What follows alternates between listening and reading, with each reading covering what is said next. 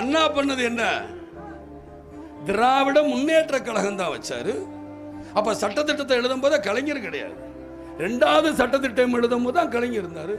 முதல் சட்டத்திட்டம் எழுதும் பொழுது இந்த இருக்காரு ஏஜி சம்பத், அவருடைய அப்பா இருந்தாரு. சொல்றேன், ஏனால் ராபின்சன் பூங்கால திராவிட முன்னேற்ற கழகம் ஆரம்பிக்கும் பொழுது அப்ப கலைஞர் கிடையாது. ஆக திராவிட முன்னேற்ற கழகம்னா தமிழ்நாடு, கேரளா, ஆந்திரா, கர்நாடகம் 4 சேர்ந்தது தான் திராவிடம் அப்படிங்கிறத அண்ணா அவர்கள் சொல்லல, நான் சொல்லல. 67 சொன்னாங்க திராவிட நாடு திராவிடருக்கு.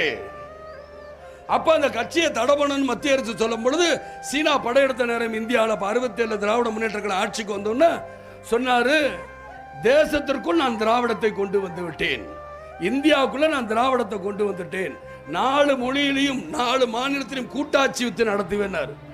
ஆக அந்த தேசத்துக்குள் திராவிடத்தை கொண்டு வந்ததுனால தான் இந்த தேசிய முற்போக்கு திராவிட கழகம்.